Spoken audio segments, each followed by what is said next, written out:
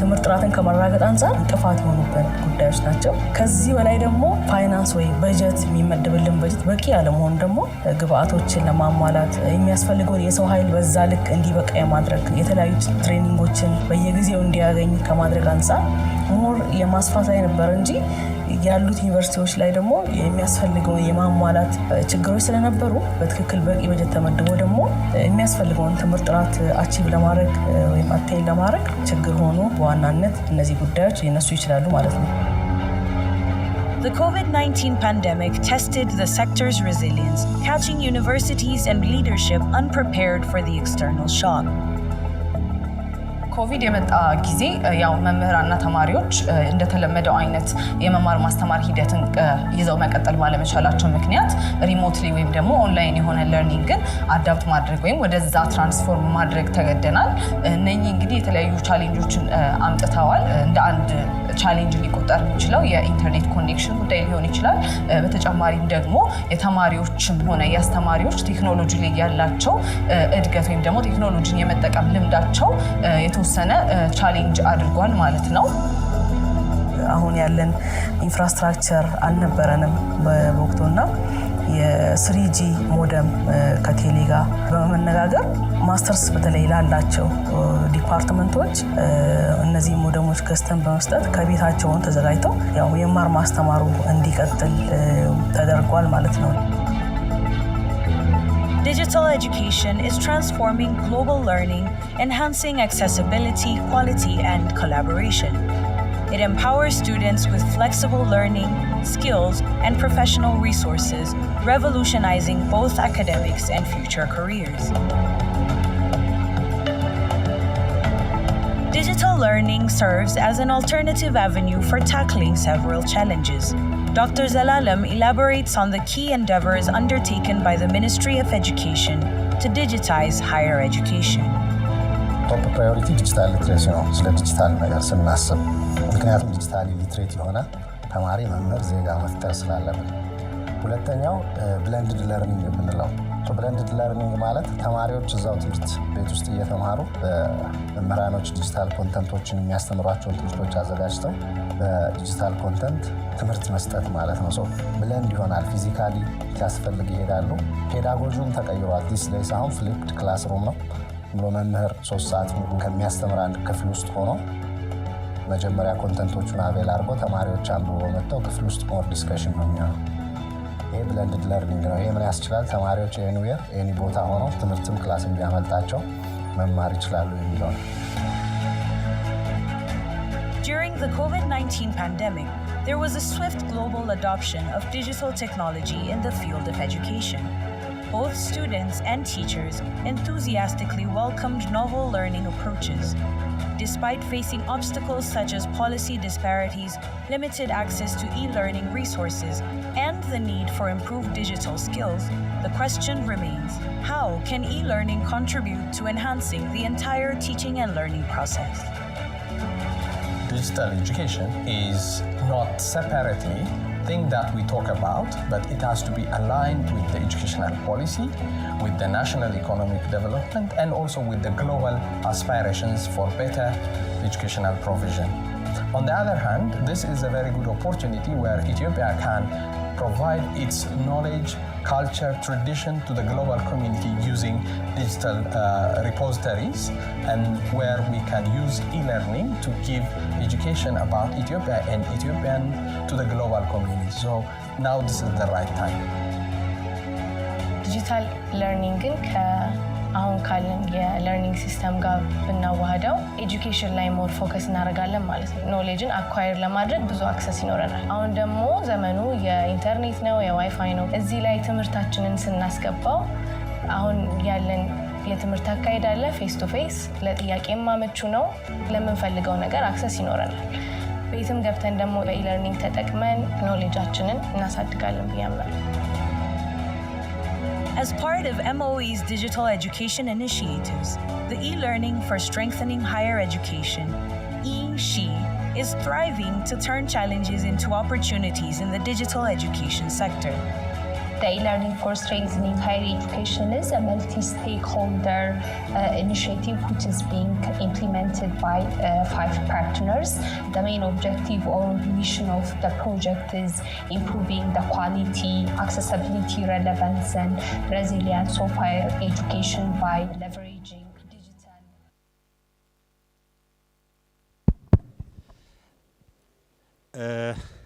አንድ ሁለት ሶስት ውጪ ላይ ኮክቴል የጨረሳችሁ ታዳሚዎች ባካችሁ ወደ ውስጥ ግቡልን። ፕሮግራሙን ልንጀምር ስለሆነ ከውጪ ኮክቴል ሪሴፕሽኑን ያዳረሳችሁ ወደ ውስጥ ግቡልን።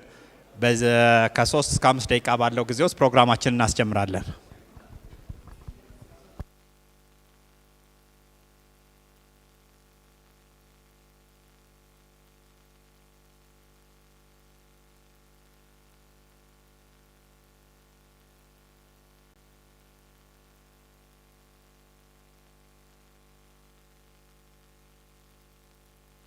Instructors, and finally by enhancing the skills and the competence of students to fit better with the labor market, the entire education system will have a positive impact.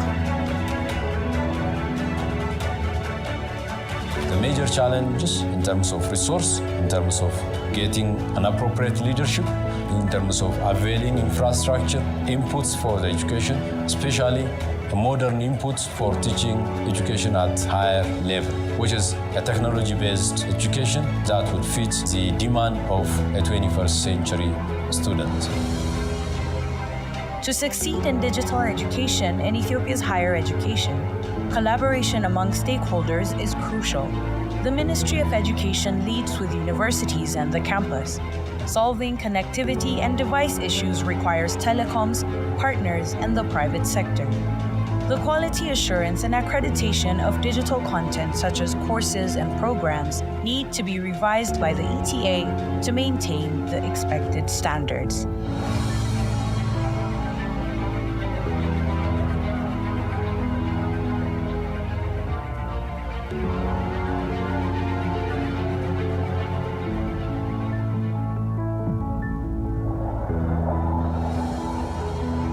Ethiopia, Africa's second most populous nation, has around 120 million people, with over 28% being youth.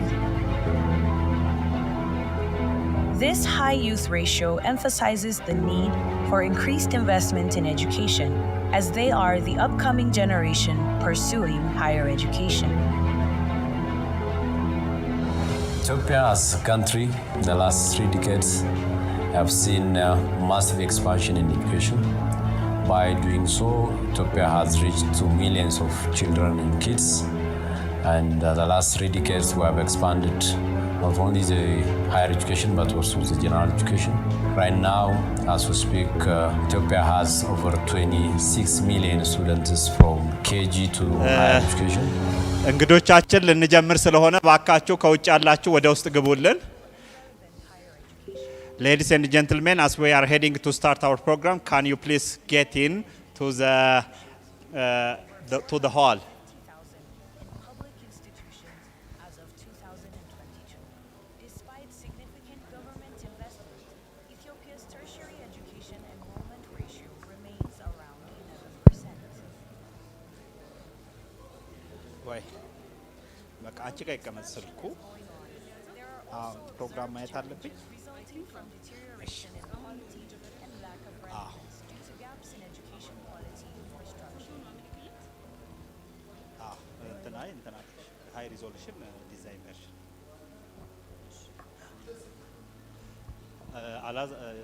አታስገቧቸው። ትንሽ ፕሬሲንግ ይፈልጋል። ከውጭ ያላችሁ እንግዶቻችን ሰዓት እየሄደብን ስለሆነ ባካችሁ ወደ ውስጥ ግቡልን። ከውጭ ያላችሁ እንግዶች ሰዓት እየሄደ ስለሆነ ባካችሁ ወደ ውስጥ ግቡልን። ፕሮግራማችንን ልንጀምር 3 ደቂቃ ነው የቀረን።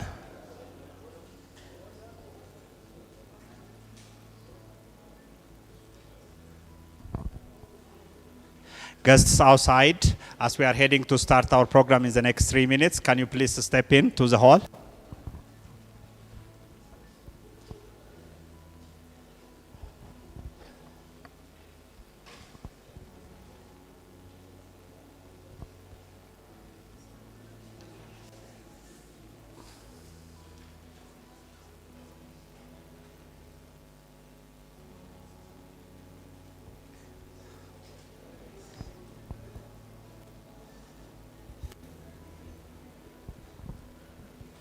ከውጭ ያላችሁ እንግዶቻችን ፕሮግራማችንን ልንጀምር ስለሆነ ባካችሁ ወደ ውስጥ ግቡልን።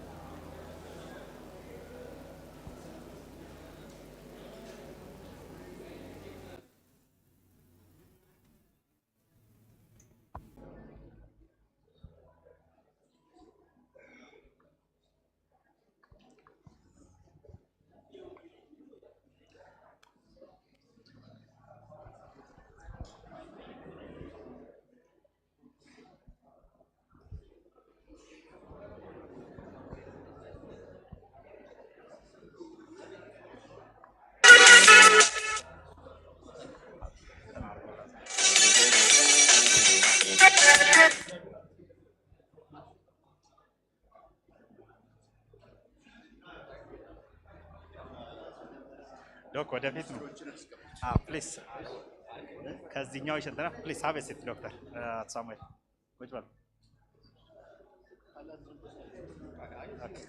ሳሙኤል ከፊት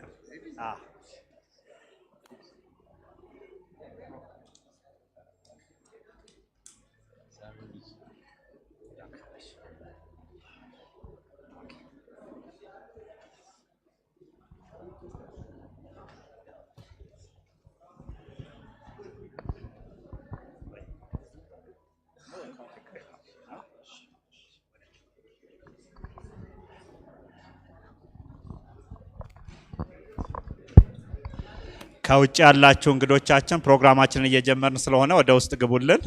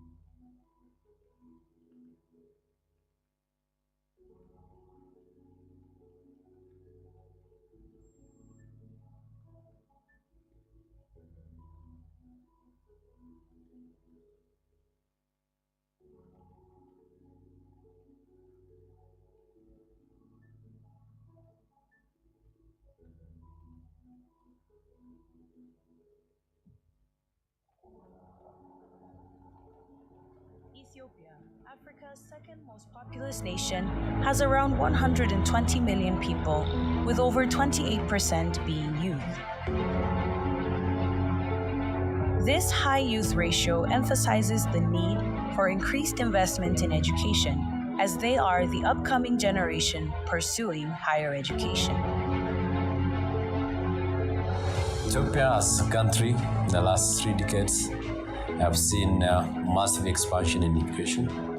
By doing so, Ethiopia has reached to millions of children and kids. And the last 3 decades we have expanded not only the higher education but also the general education. Right now, as we speak, Ethiopia has over 26 million students from KG to higher education. Millions of Ethiopian youth lack access to affordable and relevant higher education. Currently, there are 15.4 million students enrolled in education institutions, with over 450,000 in public institutions as of 2022. Despite significant government investment, Ethiopia's tertiary education enrollment ratio remains around 11%. While the expansion is going on, there are also observed challenges resulting from deterioration in quality and lack of relevance due to gaps in education quality infrastructure. ድሬዋ ዩኒቨርሲቲ እንግዲህ አፕላይድ ሳይንስ ዩኒቨርሲቲ ነውና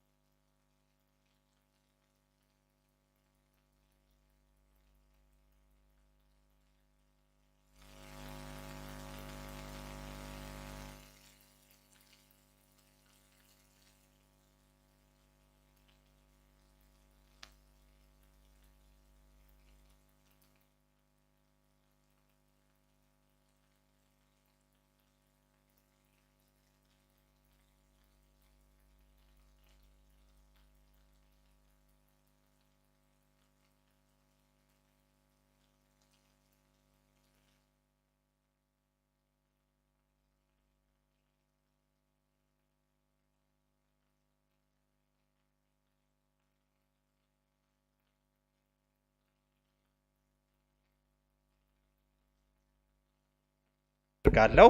ቀጥሎ ከአሪዞና ስቴት ዩኒቨርሲቲ አንዱ አጋራችን ነው። ከዚህ ፓርትነርሺፕ ጋር በተገናኘ አጠር ያለ ወይዘሮ ዮካይ አጠር ያለ ንግግር ያደርጉልናል። ከዛም ፕሮግራማችንን ዘግተን የክብር እንግዶቹ ስቱዲዮውን ወይንም የአዲስ አበባ ዩኒቨርሲቲ ውስጥ የተገነባውን ስቱዲዮ ሄደው ላውንች ያደርጋሉ። በአጠቃላይ ፕሮግራማችንን በሚቀጥሉት 2 ሰዓታት አስጀምረን እንጨርሳለን ማለት ነው። በእኔ በኩል አመሰግናለሁ። ያሬድ እባላለሁኝ። ዶክተር ሳሙኤል ክፍሌ የአዲስ አበባ ዩኒቨርሲቲ ፕሬዝዳንት ፕሮግራማችንን እንድታስጀምርልን ወደፊት ልጥራ።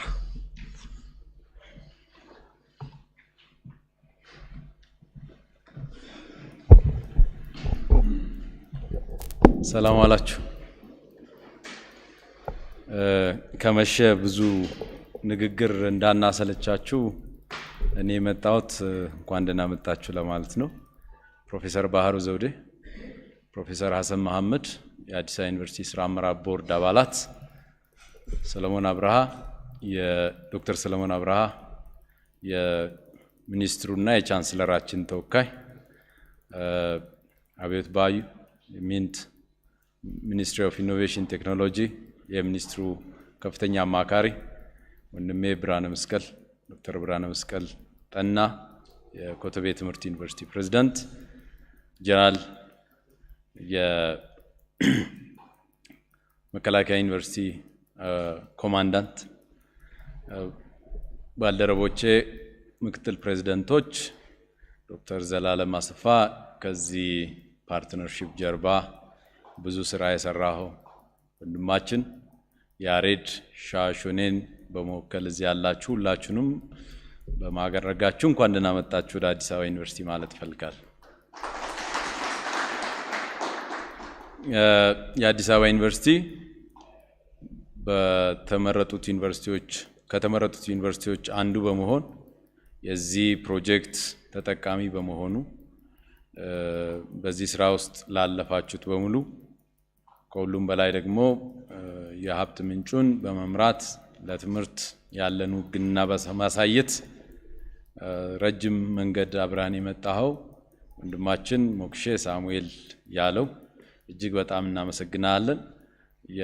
በማስተር ካርድ ፋውንዴሽን የኢትዮጵያ ዳይሬክተር ይሄን በማድረጋችሁ እናንተንም ከፍ ያለ ምስጋና ማቅረብ ፈልጋለሁ።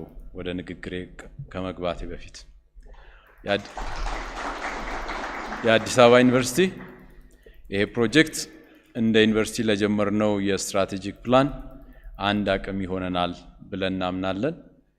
በቅርቡ የስራ አመራር ቦርዳችን ኢንዶርስ ባደረገው ከ24 እስከ 28 የሚቆየው ስትራቴጂክ ፕላን ተማሪዎቻችን፣ መምህራኖቻችን፣ ተመራማሪዎቻችን በስራዎቻቸው ስኬታማ የሚያደርጋቸው የለርኒንግ ሪሰርች እና የስራ ኮንዲሲቭ ኢንቫይሮንመንት መፍጠር ውስጥ ከፍተኛ መዋዕለ ንዋይ የሚጠይቅ ሰፊ ርብርብ የሚጠይቅ ስራ መስራት ይጠበቅብናል።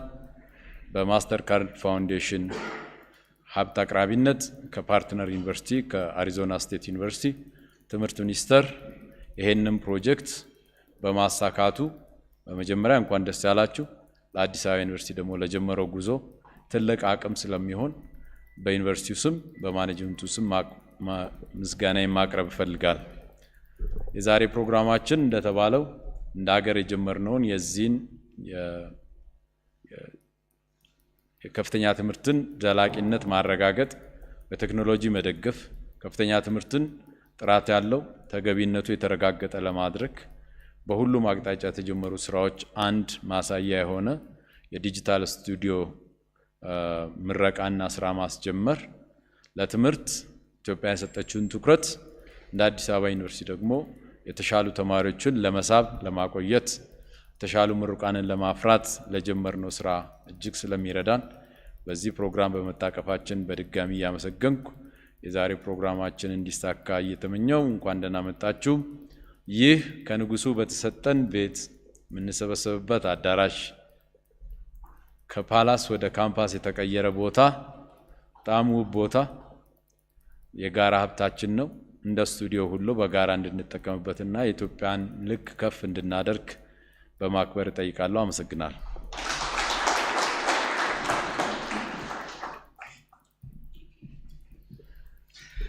ዶክተር ሳሙኤል ክፍሌ የአዲስ አበባ ዩኒቨርሲቲ ፕሬዝዳንት እጅግ በጣም እናመሰግናለን። ቀጥሎ ፕሮግራማችንን አጠር ያለ ንግግር ኦር ኪኖት ስፒች የሚያደርጉልንን አቶ ሳሙኤል ያለው የማስተር ካርድ ፋውንዴሽን ካንትሪ ዳይሬክተር ወደፊት ጋብዛለሁ።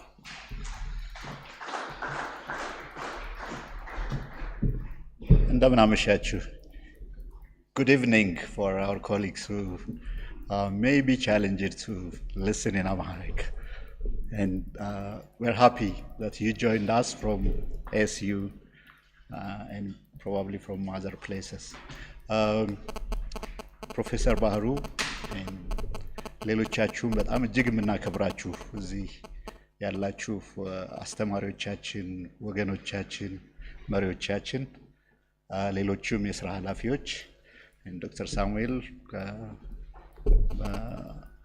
ሞክሼ ነው የምንተዋወቀው ትንሽ ቆየት ብሏል። ሌሎቻችሁም በሙሉ እንኳን ደህና መጣችሁ። እንኳን ደህና መጣችሁ። አብረን እዚህ ስለጠራችሁን ስላከበራችሁን አብረናችሁ እንድንሰራ ፈቃደኛ ስለሆናችሁ እጅግ በጣም እናመሰግናችኋለን። እግዚአብሔር ይስጥልን። መጀመሪያ የማስተር ካርድ ፋውንዴሽን ትንሽ ልንገራችሁ ምን እንደሆነ። ፋውንዴሽኑ በ2006 ዓመተ ምህረት ነው የተመሰረተው። 2006 ዓመተ ምህረት ሲመሰረት ማስተር ካርድ ቢዝነሱ ወደ ፐብሊክ ቢዝነስ ሲቀየርና ሊስትድ ሲሆን ፋውንዴሽኑን ለማቋቋም ወሰነ። It was unprecedented decision to give us የፐርሰንቴጁን የአሴታቸውን ፐርሰንቴጅ ለፋውንዴሽኑ ማቋቋሚያ መስጠት፣ ከዛ ደግሞ ለብቻው ራሱን የቻለ ኢንዲፔንደንት ኦርጋናይዜሽን ሆኖ እንዲቋቋም። ሁለቱ ኦርጋናይዜሽኖች የተለያዩ ናቸው። የኛ ስማችን ማስተር ካርድ ፋውንዴሽን ነው። ማስተር ካርድ አይደለንም እኛ። የራሳችን ቦርድ የራሳችን ማኔጅመንት አለን። በ2019 ነው ኢትዮጵያ ውስጥ ያንግ አፍሪካ ወርክስ ስትራቴጂ የሚባል ኢምፕሊመንት ለማድረግ ስራ የጀመርነው። እስካሁን ድረስ በርከት ያሉ ሪሶርስ ወደ ሀገር ውስጥ በማምጣት አሁን as we speak 17 ከሚሆኑ አክቲቭ ፓርትነሮች ጋር አብረን እየሰራን እንገኛለን። ዓላማችን 10 ሚሊዮን ወጣቶች ስራ እንዲያገኙ ወይም ስራ እንዲፈጥሩ ኢነብል ማድረግ ነው። ከዚህ ስራ መፍጠር እና ማግኘት ከሚያስችሉ ዋና ስራዎች መካከል ስኪል እና ኤጁኬሽን በጣም ወሳኝ ነገሮች ናቸው። ኳሊቲ ኤጁኬሽን ኤንድ ሬሌቫንት ስኪል ያስፈልጋል። ይሄንን ለማድረግ እንዲቻል አንዱ የምንሰራው ስራ ከአዲስ አበባ ከትምህርት ሚኒስቴር እና አሪዞና ስቴት ዩኒቨርሲቲ እንደዚሁም ከሻሾኔ ጋር በመሆን 50ዎቹ ዩኒቨርሲቲዎች ሀገር ውስጥ ካሉት ጋር አብረን በመስራት የኤጁኬሽንን ዲሞክራታይዝ ለማድረግ የሚደረገውን ጥረት ማገዝ ነው። ይሄም ስሩ ዲጂታል ሚንስ ነው የሚሆነው። በኮቪድ ጊዜ ታስታውሱ እንደሆነ ሁሉም ተማሪዎች ወደ ቤታቸው ሲገቡ ሌላ ሀገር በሳምንት ጊዜ ውስጥ ወደ ሪሞት ለርኒንግ ሲሄዱ እኛ በጣም ወደ ኋላ ቀርተን ነበር። በዛ ምክንያት የተጠነሰሰ ሀሳብ ነው። እነ ዶክተር ሳሙኤል ሞሼ በሚባል ጊዜ ያሰቡት ሀሳብ ነበረ። ከዛ በኋላ አሁን ብዙ ነገር ተሰርቶ እዚህ ደረጃ ላይ ደርሷል። 5 መልቲሚዲያ ስቱዲዮዎች ተገንብተዋል። ይሄ ማለት ጅምር ነው። እነዚህን ሪሶርሶች ተጠቅሞ ወደ ስራ መግባት ያስፈልጋል። ሪሶርስ ብቻውን በቂ አይደለም። እንደምታውቁት አፍሪካ ድሃ አይደለችም፣ ኢትዮጵያም ድሃ አይደለችም። የሪሶርስ ችግር አይደለም ያለብን። ያለንን ሪሶርስ በአግባቡ የመጠቀም ነው የመጀመሪያው።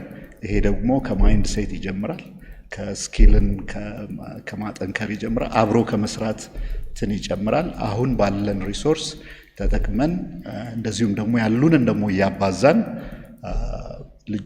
አስተማሪዎቻችን የዘመኑን የሚዋጅ አይነት አስተማሪ እንዲሆኑ፣ ኢንስትራክሽናል ዲዛይነርስ እንዲሆኑ፣ ዲዛይን ያደረጉትን ኢንስትራክሽን በአግባቡ ኢምፕሊመንት እንዲያደርጉ፣ ከዛም ደግሞ ተማሪዎቹ ለሚቀጥለው ለሚቀጥለው የስራ ፍላጎት ሬዲ እንዲሆኑ so they are ready for the future of work ምክንያቱም future of work እየተቀየረ እየሄደ ስለሆነ ለዛ ማዘጋጀት ያስፈልገናል ከዚህ የተነሳ ሐሳብ ነው ፋውንዴሽኑ ከዩኒቨርሲቲው ከዚህ አንጋፋ ዩኒቨርሲቲ እኔንም ጨምሮ ካፈሩ ማስተርሴን የተማርኩት እዚሁ ነው በዚህ ካፓሲቲ መጥቼ እዚህ ቦታ መሆኔም በጣም ሃምብሊንግ ነው ለኔ and እንደዚህ አይነት ስራዎችን የምንሰራባቸው የተለያዩ ዩኒቨርሲቲዎች ያስተማርናቸው ልጆችም አስተማሪ የሆኑባቸው ብዙ ተቋማት አሉ እነዚህ ተቋማት በሙሉ እርስ በርስ እየተጋገዙ የተሻሉ ተማሪዎችን እና ቅድም እንዳልኩት ለአገራችን ብቻ ሳይሆን ለሌላው ዓለምም የሚተርፉ ወርክ ፎርስ የምንፈጥርበትን መንገድ እናመቻቻለን ብለን ተስፋ እናደርጋለን በዚህ ስራ ውስጥ አብረናችሁ ነው ያለነው we are in this together አሪዞና ዩኒቨርሲቲ ያለውን አቅምና ያለውን ልምድ ስቴት ኦፍ ዘ አርት የሆነ የስራ ልምድ የስራ ፕራክቲስ እንደዚሁም የስራ ልምምድ ኮንትሪቢዩት ያደርጋል እሱን ሌቨሬጅ እንድናደርግ ሌት ካመር መሆናችንን ተጠቅመን ሌት ካመር አድቫንቴጅ ስላለን እሱን በአግባቡ በመጠቀም ሊፕ ፍሮግ የምናደርግበትን ሁኔታዎች አብረን እንድንሰራ ጥሬን እያቀረብኩ ለቲሙ ሻሾኔ ሚኒስትሪ ኦፍ ኤጁኬሽን አሪዞና ስቴት ዩኒቨርሲቲ እና ሁላችሁም እዚህ የተሳተፋችሁ ሁሉም ዩኒቨርሲቲዎች በተለይ 5 ዩኒቨርሲቲዎች ለዚህ ስለበቃችሁ እና ይሄንን ሎንች ለማድረግ ስለበቃችሁ እንኳን ደስ አላችሁ ማለት ፈልጋለሁ በጣም አመሰግናለሁ እግዚአብሔር ይስጥልኝ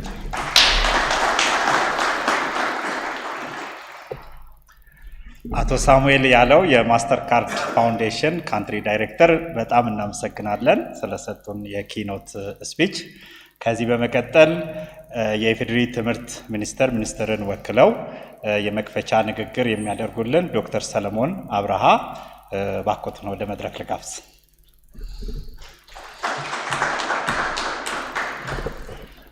አመሰግናለሁ እንዴት አመሻችሁ ክቡር ዶክተር ሳሙኤል ክፍሌ የአዲስ አበባ ዩኒቨርሲቲ ፕሬዝዳንት ክቡር ፕሮፌሰር ባህሩ ዘውዴ የቀድሞ መምህራችን የአዲስ አበባ ዩኒቨርሲቲ ስራ አመራር ቦርድ አባል እንዲሁም ሌሎች የስራ አመራር ቦርድ አባላት የተከበራችሁ የዩኒቨርሲቲ ፕሬዝዳንቶች ክቡር አቶ ሳሙኤል ያለው በማስተር ካርድ ፋውንዴሽን የኢትዮጵያ ካንትሪ ዳይሬክተር የዩኒቨርሲቲ ምክትል ፕሬዝዳንቶች የኤሺ ፕሮግራም ባለድርሻ አካላት ክቡራትና ክቡራን እንኳን ወደ ብሔራዊ ዲጂታል መልቲሜዲያ ምረቃ ስነ ስርዓት በደህና መጣችሁ ማለት ፈልጋለሁ በመጀመሪያ ክቡር ሚኒስትራችን ለዚህ ጉዳይ ትልቅ ግምት ሰጥተው ለመምጣት ፈልገው ነበር ግን በአጋጣሚ የሚኒስትሮች ምክር ቤት አስቸኳይ ስብሰባ ስለተጠሩ አልተገኙም ለዚህ ይቅርታ እንዳደርስ ነግረውኛል ይቅርታ ይደረግላቸው ክቡራትና ክቡራን ባለፉት በሀገራችን ዓመታት የኢትዮጵያ ከፍተኛ ትምህርት ዘርፍ ከተደራሽነት አኳያ ከፍተኛ ለውጥ የታየበት ሲሆን በአሁኑ ሰዓት ከ1.7 ሚሊዮን በላይ የሚሆኑ ወጣቶች የከፍተኛ ትምህርት ዕድል ተጠቃሚ ሆነዋል የመንግስት ዩኒቨርሲቲዎች ቁጥርም በ1983 ዓ.ም ከነበረው 2 በአሁኑ ሰዓት 51 የመንግስት ዩኒቨርሲቲዎች ሆነዋል በግል ዩኒቨርሲቲ ደረጃ ወደ 325 ደርሰናል የግል ዩኒቨርሲቲ 5 ሌሎች ኮሌጆች ተደምረው ማለት ነው ምንም እንኳን የከፍተኛ ትምህርት ተቋማትን ከማስፋፋት ረገድ የሚታይና የሚጨበጥ ለውጥ ያስመዘግብ ቢሆንም የትምህርት ጥራት ከማረጋገጥ አንጻር ትልቅ ችግር ውስጥ እንዳለን ሁላችንም እንገነዘባለን አሁን ላይ በመናወራበት ሰዓት የትምህርት ጥራቱ በከፍተኛ ደረጃ ያሽቆለቆለ እንደሆነ የተለያዩ ጥናቶች ያመለክታሉ ይህንን ጉዳይ በመንግስትም ሆነ በሁሉም አካላት መግባባት ተደርሶበት እንደ አንድ ቁልፍ ችግር ተወስዶ እየተሰራ ይገኛል ችግሩም በተማሪዎቻችን ዕውቀት ክህሎትና ብቃት ላይ ተጽዕኖ ማሳደሩ ብቻ ሳይሆን በተመራቂዎቻችን የመቀጠር እድል ላይም ትልቅ ችግር ነው እያመጣ ነው በአጠቃላይ የከፍተኛ ትምህርት ተደራሽነት ከዓለም አቀፍ መመዘኛ እና ከሀገር አቀፍ ፍላጎት አንጻር መድረስ የሚገባው ደረጃ ላይ ደርሷል ለማለት አያስደፍርም ይህንን ችግር መሰረት አድርጎ ሚኒስቴር መስሪያ ቤታችን የተለያዩ ሪፎርም ስራዎችን በመተግበር ላይ ይገኛል። የከፍተኛ ትምህርት ተቋሞቻችን በስነ ምግባር የታነጸ ስራ ፈጣሪና የስራ ገበያውን ፍላጎት የሚያሟላ ምርታማ ዜጋን በመፍጠር ረገድ ከፍተኛ ክፍተት አለባቸው። በተጨማሪም ሁላችንም እንደምናስታውሰው በኮቪድ-19 ወረርሽኝ ወቅት ውጫዊ ስጋቶቻቸውን የመቋቋም ብቃቱ እጅግ ደካማ መሆኑ በግልጽ ታይቷል። በአጠቃላይ በትምህርት ጥራትና አግባብነት ረገድ ከፍተኛ ክፍተት እንዳለብን ከዚህ በፊት የተለያዩ ጥናቶችና በቅርብ ጊዜ ወዲህ ደግሞ የምዘና ስርዓታችን ጠቁሟል። እነዚህና መሰል የትምህርት ዘርፍ ተግዳሮቶቻችን ወደ ሌሎች ቴክኖሎጂ ተኮር የመማር ማስተማር አማራጮች እንድናመትር ያስገድዱናል። የኤሌክትሮኒክስ ወይም የዲጂታል ትምህርት ቴክኖሎጂ የትምህርት ተደራሽነትን ጥራትና አግባብነትን በከፍተኛ ደረጃ ለማሻሻል አንደኛው አማራጭ ነው። በተለይም የገጽ ለገጽ እና የኤሌክትሮኒክስ ትምህርት ማዋሃዱ በብዙ ሀገራት የትምህርት ጥራት ተደራሽነትና አግባብነት በማሻሻል በኩል ውጤታማ ሲሆን በእኛ ሀገር ይህንን ስኬት ለመድገም በሰፊው ታቅዷል። የኤሌክትሮኒክስ ትምህርት አሰጣጥ በዓለም ላይ ትልቅና ስመጥር በሆኑ ዩኒቨርሲቲዎች የሚሰጥ ሲሆን አሁን እዚህ የተጀመረው መርሃ ግብር በዓለም ላይ አለ ከተባለ የኤሌክትሮኒክስ ትምህርት አሰጣጥ ቴክኖሎጂ አንዱ ነው። ምንም እንኳን የኢትዮጵያ ከፍተኛ ትምህርት ተቋማት የአይሲቲ መሰረተ ልማትን በማሳደግ ከፍተኛ ኢንቨስትመንት ቢያደርጉም የኤሌክትሮኒክስ ትምህርት በማስፋፋትና በማሳደግ ረገድ እመርታ አልታየም። በአሁኑ ጊዜ በዲጂታል መርሃ ግብር እውቅና ያለው የመጀመሪያ ዲግሪ ወይም የድህረ ምረቃ ትምህርትን የሚሰጥ የመንግስት ዩኒቨርሲቲ የለንም። ሆኖም አሁንም ላይ ያለው ነባራዊ ሁኔታ የኤሌክትሮኒክስ ትምህርት ወይም ኢለርኒንግን የትምህርት ስርዓቱ አንድ አካል እንድናደርግ ያስገድደናል። ለዚህ እንደ ምክንያት የሚጠቀሱት አንደኛ የከፍተኛ ትምህርት ተደራሽነትን ለማስፋት፣ በሁለተኛ ደረጃ የትምህርት ጥራትን ከማስጠበቅና ብቁ ስራ ፈጣሪና ለስራ ዝግጁ የሆኑ ወጣቶችን ከመፍጠር አንጻር እና ሶስተኛ የከፍተኛ ትምህርት ተቋማት ተደራሽነታቸውን ከሀገር አቀፍ ወደ ዓለም አቀፍ የማሳደግ እንዲሁም ገበያ መር የሆኑ ኢንዱስትሪው ንግዱ በአጠቃላይ ኢኮኖሚ የሚፈልጋቸውን ትምህርቶችን በጥራት ለማቅረብ እድል ስለሚፈጥርና በአጠቃላይ የትምህርት ስርዓቱን ጠንካራ ወይም ሬዚሊያንት ስለሚያደርገው የኤሌክትሮኒክስ ትምህርት ወይም ኢለርኒንግ የትምህርት ስርዓቱ አስፈላጊነት በእጅጉ ያስፈልገናል። ይህን እውን ለማድረግ የትምህርት ሚኒስቴር የኤሌክትሮኒክስ ትምህርትን የስልታዊ ዕቅዱ አካል በማድረግ እንቅስቃሴዎች ጀምሯል። በተጨማሪም ይህ የዲጂታል መርሃ ግብር ወደ 35,000 የሚሆኑ መምህራንን የኤሌክትሮኒክስ ትምህርት አሰጣጥን ለማሰልጠን ታቅዶ ስራ ላይ የተገባ ሲሆን የመጀመሪያና ሁለተኛ ዲግሪ የሚማሩ ተማሪዎችን ለማስተማር ይረዳል። በተለይም በፋይናንስ እና በአቪዬሽን ኢንዱስትሪ ውስጥ በማገልገል ትምህርት ለመማር ጊዜ የማይኖራቸው የህብረተሰብ ክፍሎች ስራቸው ላይ ምንም ተጽዕኖ ሳይፈጥር ጥራት ያለው ትምህርት እንዲያገኙ ያስችላል። በዛሬው ዕለት የምናስመርቀው የዲጂታል ትምህርት ስቱዲዮ የአዲስ አበባ ዩኒቨርሲቲ ዓለም አቀፍ እውቅና ያለው እንደመሆኑ መጠን በጎረቤት ሀገራት ለሚኖሩና የአዲስ አበባ ዩኒቨርሲቲን ተመራጭ ለሚያደርጉ ተማሪዎች ጥራት ያለው ትምህርት ለማስተማርና አዲስ አበባ ዩኒቨርሲቲን በዓለም አቀፍ ደረጃ ተወዳዳሪ እንዲሆን ትልቅ ሚና ይኖረዋል። ከአዲስ አበባ ዩኒቨርሲቲ ተሞክሮ በመውሰድ የመንግስት ዩኒቨርሲቲዎች ወደ ኤክሰለንስ ለማምጣት በዚህ ራሳቸውን ዝግጁ እንዲያደርጉ ይጠበቃል።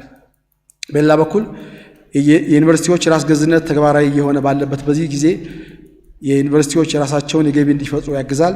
ይህም ሌላ እድል ይዞ የሚመጣ ይሆናል። የኢለርኒንግ ፎር ስትሬንግዝኒንግ ሃየር ኤጁኬሽን ፕሮጀክት የዚህ ጅምር አንዱ ተጠቃሽ እንቅስቃሴ ነው። ፕሮጀክቱን ከትምህርት ሚኒስቴር፣ ከማስተርካርድ ፋውንዴሽን፣ ከአሪዞና ስቴት ዩኒቨርሲቲ እና ከሻሸወይኒ ጋር በመሆን እየተገበረ ይገኛል። ይህ የ5 ዓመት ፕሮጀክት በ50ዎቹ የመንግስት ዩኒቨርሲቲዎች የኤሌክትሮኒክስ ትምህርትን ተቋማዊ ለማድረግና ለማጎልበት የተለያዩ ተግባራትን እያከናወነ ሲሆን የመምህራን የተማሪዎችን አቅም ግንባታ፣ የተሳካ የዲጂታል ትምህርት ተግባራዊ ለማድረግ የሚያግዙ ፖሊሲ እና መመሪያዊ ዝግጅት፣ የዲጂታል ስቱዲዮ ግንባታዎች፣ የኢለርኒንግ ማኔጅመንት ስርዓት ተግባራት የትኩረት አቅጣጫ ያደረገ ነው። እዚህ ላይ አጽንኦት ሰጥቼ መናገር የምፈልገው በዚህ ፕሮጀክት ውስጥ የተካተቱት ተግባራት በትምህርት ሚኒስቴርም ሆነ በከፍተኛ ትምህርት ተቋሞቻችን መደበኛ የ5 ዓመት እቅድ አካል መሆናቸው ነው። ዛሬ ለምረቃ የበቁትን በአዲስ አበባ፣ በባህር ዳር፣ በሐዋሳ፣ ድሬዳዋ፣ ጅማ ዩኒቨርሲቲዎች የተገነቡት 5ቱ መልቲሜዲያ ስቱዲዮዎች ከላይ የተጠቀሱት እቅድ አካል ናቸው። እነዚህ ስቱዲዮዎች መሰረታዊ ዓላማቸው ዩኒቨርሲቲዎቹ የተሻለ መምህራኖችና ኢንስትራክሽናል ዲዛይን ባለሙያዎች በመጠቀም ጥራቱንና አግባብነቱን የጠበቀ የኤሌክትሮኒክስ ኮርስ ማካሄድ ሲሆን በዚህ ሂደት ውስጥ ከነዚህ ሪሶርስ ሴንተር ከዩኒቨርሲቲዎች ባለፈው በአቅራቢያዎች ለሚገኙ ቢያንስ ተጨማሪ 10 ዩኒቨርሲቲዎች የራሳቸውን ስቱዲዮ እስከሚያቋቁሙ ድረስ በጋራ አገልግሎት የሚሰጡ ናቸው። እነዚህ ዲጂታል መልቲሜዲያ ስቱዲዮዎች ተገንብተው ወደ ስራ መግባታቸው የትምህርት ጥራት፣ ተደራሽነት፣ አግባብነትን ለማረጋገጥ ተጨማሪ ግብዓት ይሆናሉ። በተጨማሪም በትምህርት ሚኒስቴር በዩኒቨርሲቲዎችና አጋር ድርጅቶች ወደፊት ለሚመሰረቱት የመልቲሜዲያ ስቱዲዮዎች መነሻ ሆነው ያገለግላሉ።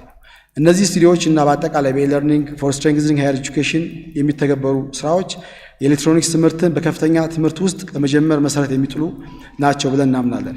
ሆኖም ግን የኤሌክትሮኒክስ ትምህርት ወዳለበት ዓለም አቀፍ ጥራት ተቋሞቻችን ለማብቃት ይህንን ሊደግፍ የሚችል የፖሊሲ መመሪያና ስትራቴጂ ለውጥ የውስጥ ሆነ የውጭ ሀብቶችን ለዚሁ በአግባቡ በመጠቀም ለአብነት አጋር አካላት ጋር በጥምረት መስራት በተቋማት በተለይም በትምህርት ሚኒስቴርና በዩኒቨርሲቲዎች ውስጥ ሊመራ የሚችሉ ብቁ የሰው ኃይል ያስፈልጋቸዋል። በመጨረሻም የማስተርካርድ ፋውንዴሽን በከፍተኛ ትምህርት ማዕቀፍ ደረጃ ድጋፍ ስላደረገልን በሀገራችን የሚታዩ ችግሮችን ለመቅረፍ በምናደርገው ጥረት ላሳያችሁትና በቀጣይም ለምታደርጉልን ትብብር ከወዲሁ ለማመስገን እወዳለሁኝ። እንዲሁም የኤሌክትሮኒክስ ትምህርት ስኬታማነት የማይተካ ድጋፋቸውን እንዲያደርጉ እንደ ቴሌኮም ዘርፍ መሰል ያሉ ተቋማት በትምህርት ስርዓቱ ቁልፍ ተዋናይ ለሆኑ ባለድርሻ አካላት ተመሳሳይ ድጋፍ እንዲያደርጉልንና ይህንን ዓላማ እንዲሳካ እንዲያደርጉ የሚችሉት ሁሉ እንዲያደርጉ ጥሪያችንን እያስተላለፍን እዚህ የምትገኙ የመንግስት ከፍተኛ ትምህርት አመራሮችና ዩኒቨርሲቲ ፕሬዝደንቶች ለኤሌክትሮኒክስ ትምህርት ስኬታማነት የማይተካ ሚናችሁን እንድትወጡ በአክብሮት እጠይቃለሁ። አመሰግናለሁ።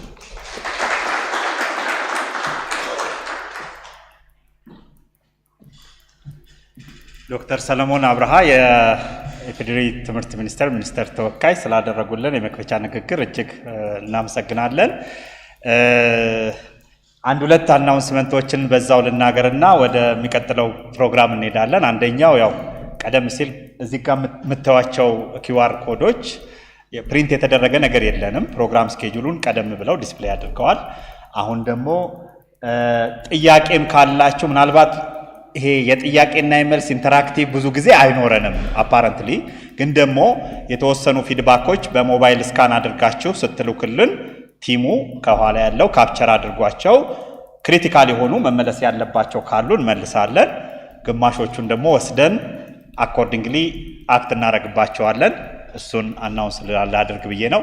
ሁለተኛ ማይነር አናውንስመንት ኦር ሜጀር አናውንስመንት፣ ይሄ ኢቨንት ሃይብሪድ ኢቨንት ነው።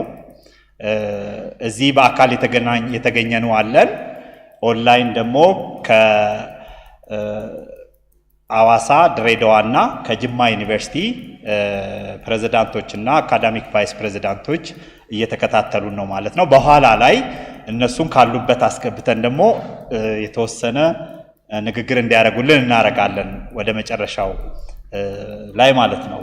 ስቱዲዮን ላውንች ልናደርግ ከመሄዳችን በፊት እነዚህ ሁለቱን አናውንስ ስላድርግና ያው እዚህ ያላችሁት ይሄ እሺ የሚባለው ነገር ምንድነው የሚሰራው ሪሊ የሚለውን የተወሰነ ጭብጥ የምትፈልጉ ይመስለኛል እና ከዛ ጋር የተያያዘ አጠር ያለች ፕሬዘንቴሽን አለችኝ። I will try to keep it as short as possible። እሱን ላድርግና ከአሪዞና ዩኒቨርሲቲ ተወካይ ወይዘሮ ዮካይ በመካከላችን ይገኛሉ። እሳቸው ደግሞ አሪዞናን በተመለከተ በዚህ ፓርትነርሺፕ ላይ አሪዞና ዩኒቨርሲቲ ያለውንም ተሳትፎ አስተዋጽኦ አጠር ያለ ንግግር ያደርጉልና አኮርዲንግሊ ወደ ሚቀጥለው እንሄዳለን። ወደ ፕሬዘንቴሽኑ ስካንዳራታና እና እንግዲህ አሁን ስቴጅ ላይ ነው ማለት ነው። ኦኬ ሶ የእሺ ወይም ኢለርኒንግ ፎር ስትሬንግዘኒንግ ሃየር ኤጁኬሽን ኢን ኢትዮጵያ ፕሮጀክት እንግዲህ ፓርትነሮቹ እነማን ናቸው የሚለውን ያው እዚህ ላይ ታዩታላችሁ። ዊ ሃቭ የኢፌዴሪ ትምህርት ሚኒስቴር ነው በዋናነት የሚመራው። አብረው ግን የማስተርካርድ ፋውንዴሽን፣ አሪዞና ስቴት ዩኒቨርሲቲ እና ሻሸመኔ እየተገበሩት ይገኛሉ። እንዲሁም 50ዎቹ የከፍተኛ ትምህርት ተቋማት የፐብሊክ ከፍተኛ ትምህርት ዩኒቨርሲቲዎች ማለት ነው። ይሄ ፕሮጀክት ከተጀመረ በነገራችን ላይ 2 ዓመት ሞልቶናል። ዛሬ ኦልሞስት 1 ወር ነው የቀረን 2ኛ ዓመታችንን ኤምኦዩ የተፈራረምንበትን ለመጀመር ማለት ነው። የ5 ዓመት ፕሮጀክት ነው። 2 ዓመት ሰርተናል ስንል እንግዲህ 3 ዓመት ይቀረናል ማለት ነው።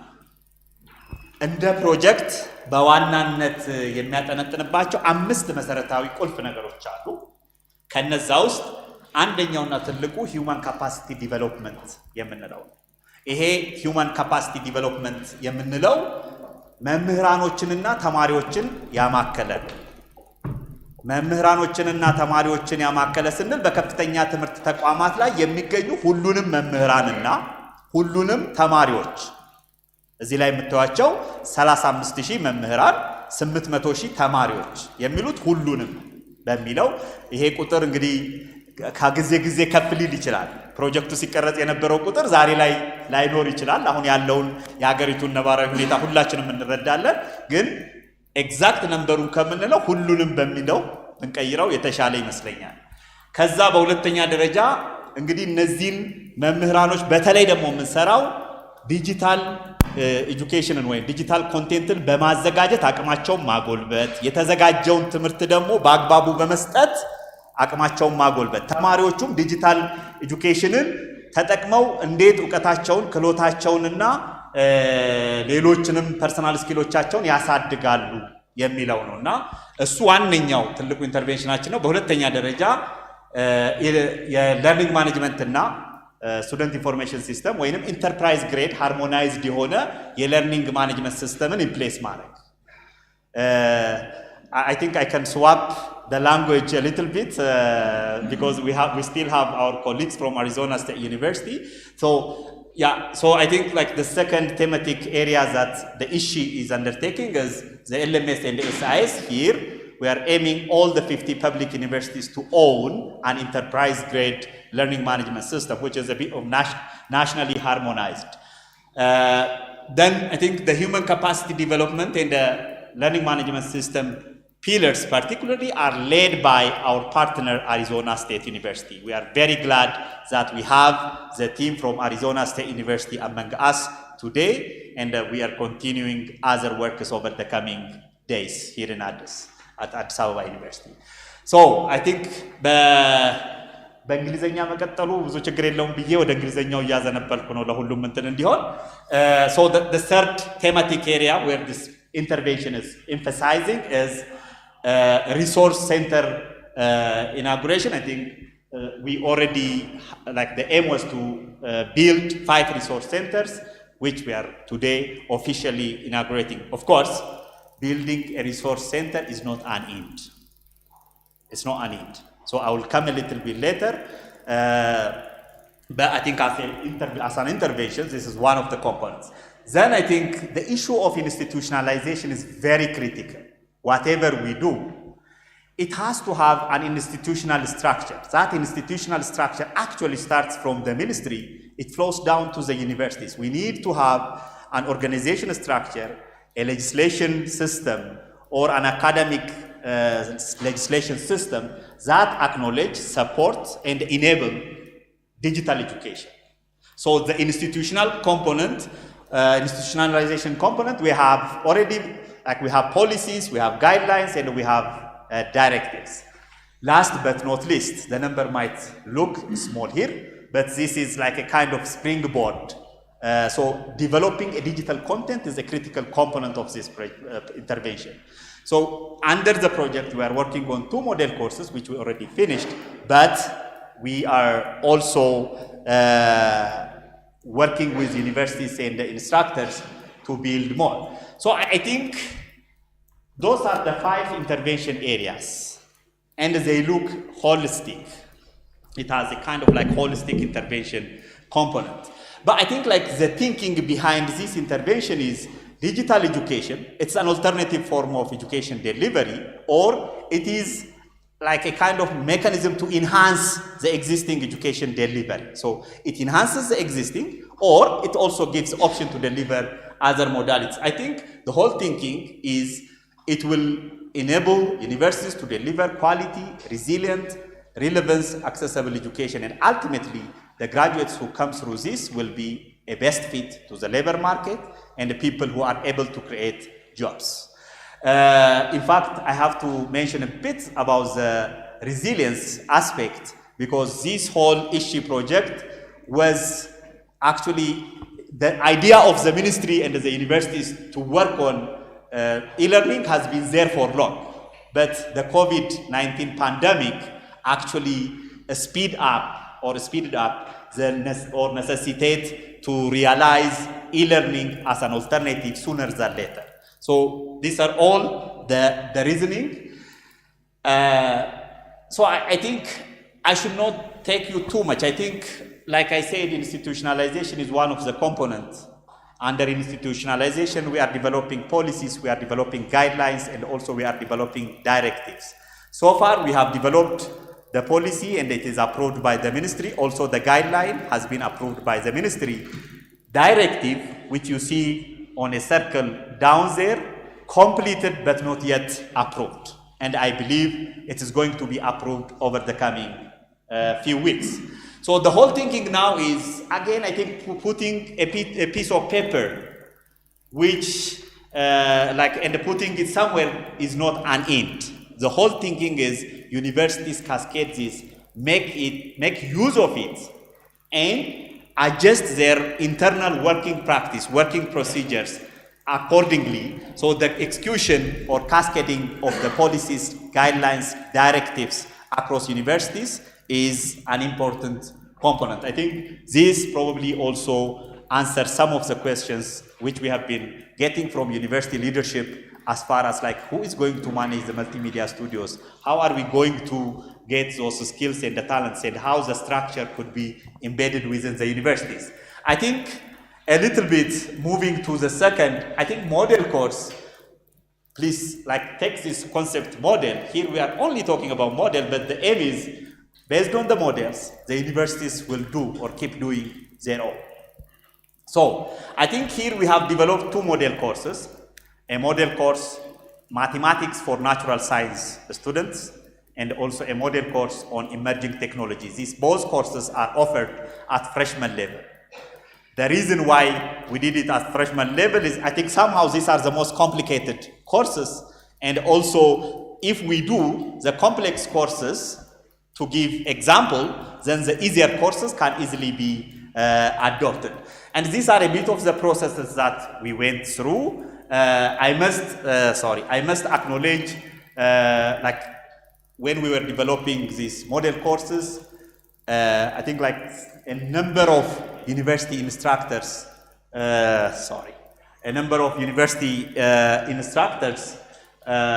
were involved, including ones from Addis Ababa University. Look, for example, the one you see on the right side is Dr. Kasa, who is a very renowned mathematics instructor at Addis Ababa University.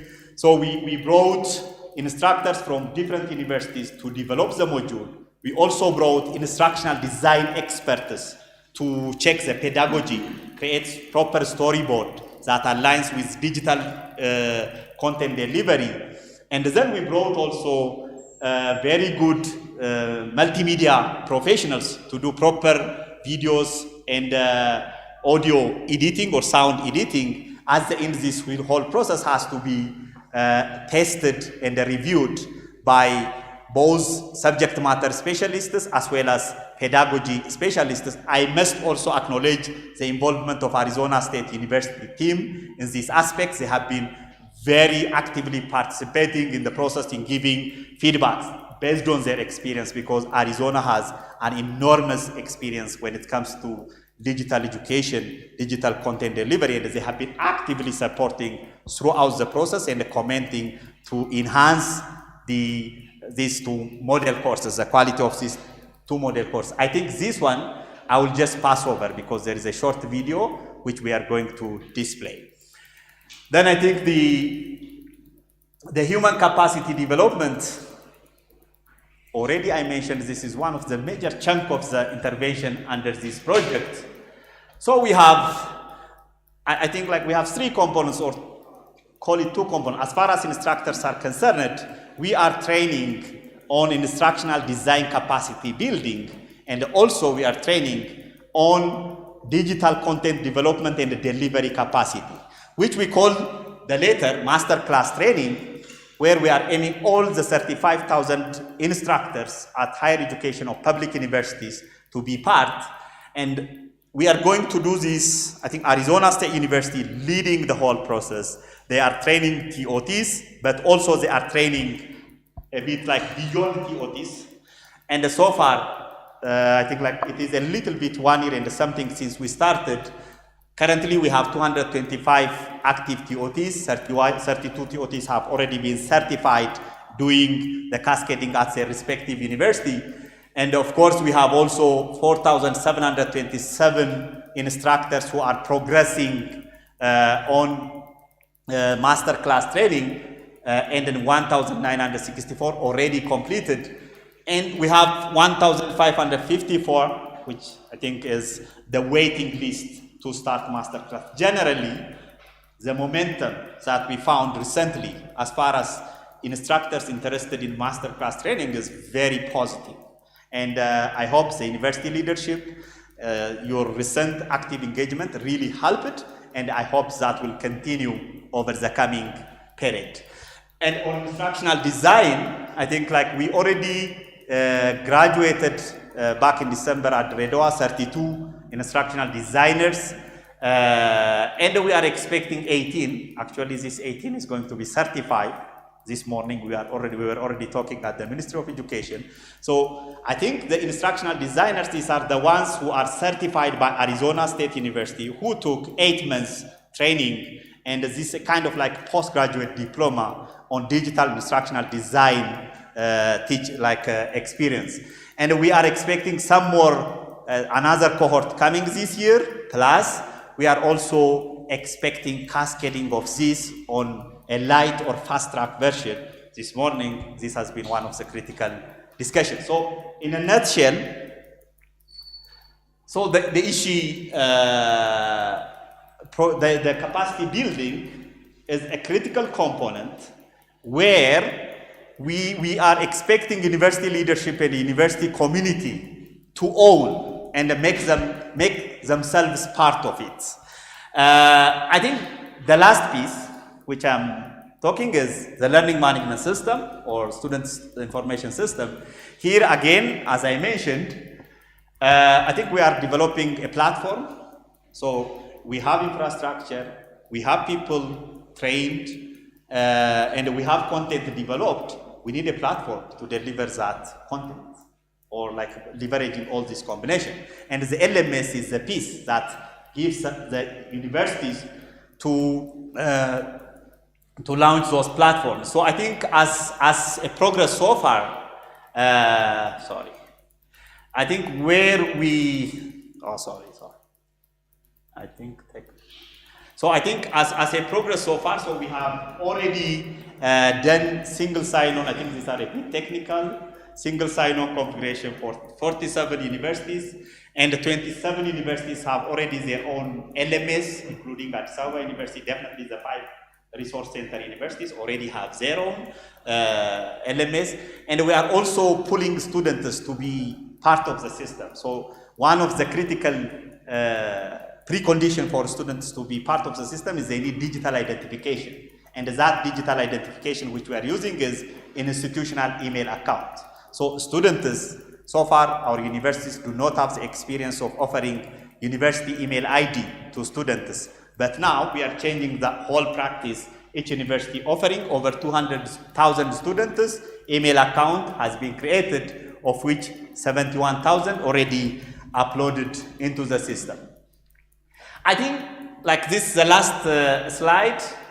If we really succeed in this project, what does success look, and what is the anticipated state of success look like as far as ISHI intervention is? I think the whole thing is like have university instructors who are digitally skilled to deliver and prepare digital content. I think this is one of the important aspects. And then I think the skill and the competence issue is not like something we impose from outside, but it should be led from inside. So institutionalized approach is very important. Technologies, I think that this is a buzzword a bit. So technological infrastructure, including multimedia, enterprise-grade LMS, connectivity, access point, all these are in place. And I think we are doing here as a kind of model or a sample. And at the end, what we are expecting is resources should be allocated from inside or from the public sphere as well to make sure that these things are scaled and these things are sustained. So the technological infrastructure put in place and also like systematized is very important. I think we need to have continuous mechanism of developing a digital content, because without the content, like, you know, it is nothing. So we are expecting this continuous process, and these processes be part of the institutional process of the universities and the ministries. I think like we are here supporting, not really leading. And as support, we can somehow take some task, but we cannot lead the way and we cannot carry the way.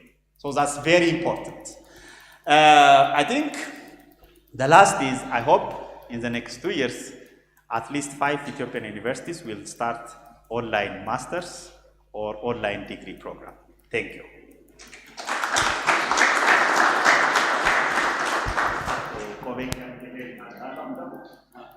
Okay. Again, I think if there are questions, I think you can pull them through the scan, the QR code. I think for the sake of time, we can move to the next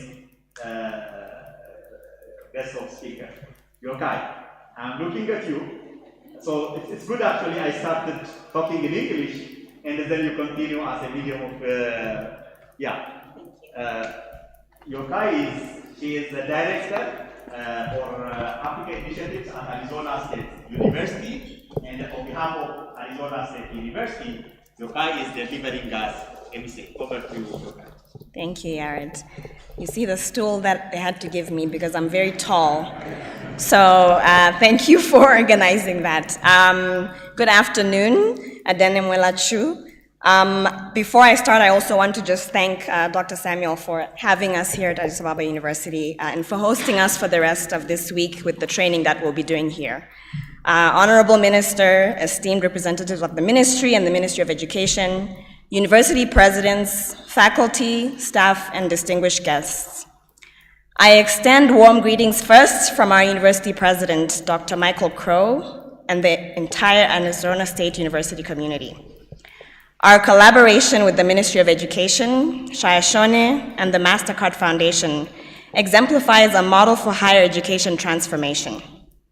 This model centers the needs of higher education institutions, allowing us to collectively design educational experiences fit for the digitally enhanced 4th and 5th industrial revolutions.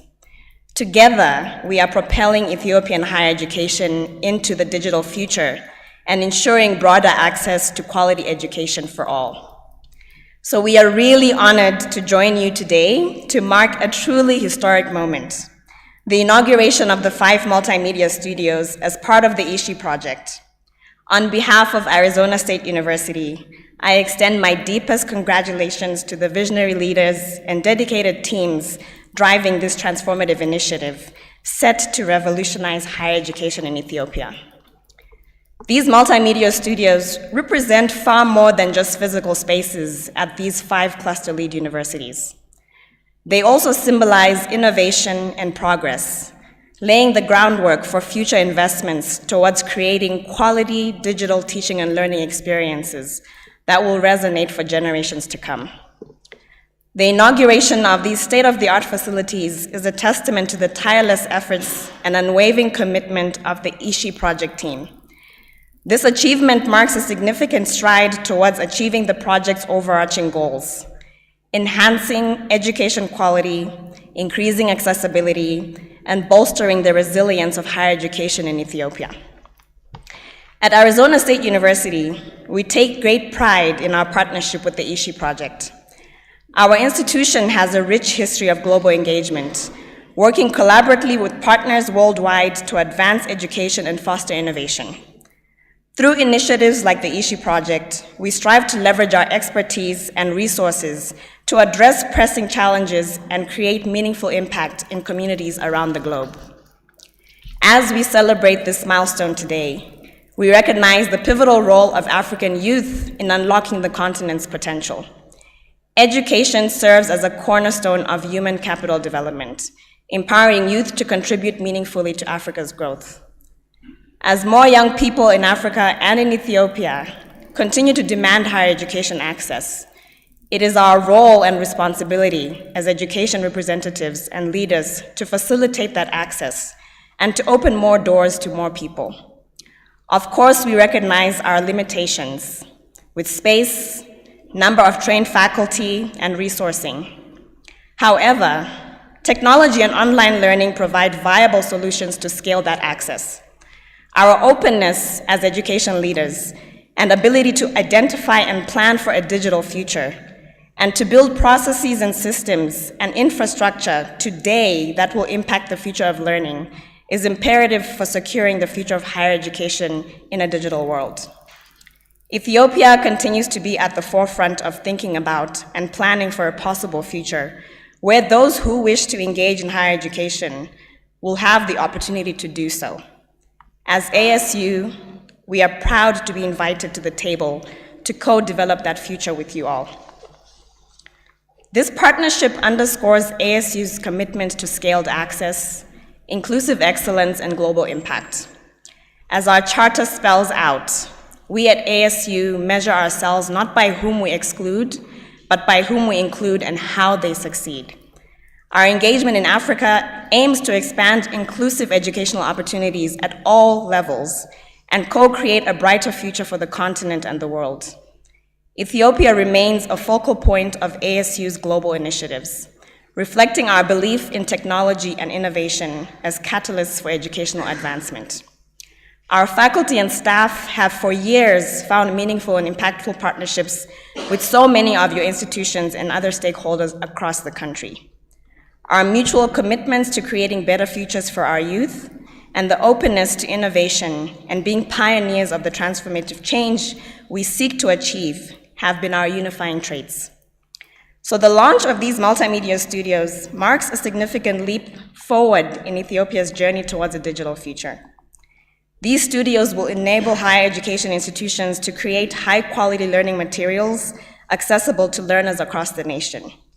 They signify a shift towards personalized learning experiences, facilitating broader access to education beyond traditional boundaries, allowing more people to access higher education in multiple modalities in ways that fit both their lived realities, their current and future aspirations, and the resources we have at our disposal at this time to supporting the learning journeys of young people. Through technology, we are expanding access to higher education, ensuring that more individuals can pursue their academic aspirations. So in conclusion, I extend heartfelt congratulations to all involved in the ISHI project and to the higher education stakeholders. Your dedication to advancing education through digital technology is commendable, and we are privileged as ASU to be partners in this transformative endeavor. Together, let us continue to innovate, collaborate, and celebrate the milestones on Ethiopia's path to a digitally enhanced educational future. Thank you.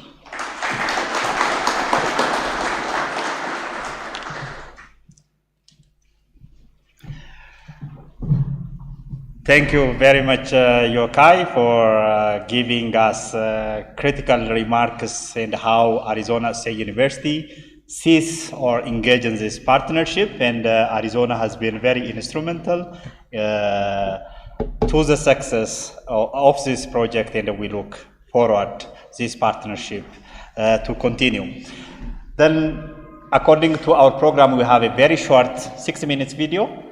So we have a 6-minute video that shows about the realization of the multimedia studio. So over the last, I think it's a little bit around 1 year, the ISHI team and ISHI partners have been working to the realization of these studios. And also I have to acknowledge, we have Anohai Anti-Technology, who was the supplier of, or the company that installed, supplied and installed these multimedia studios. They are among us.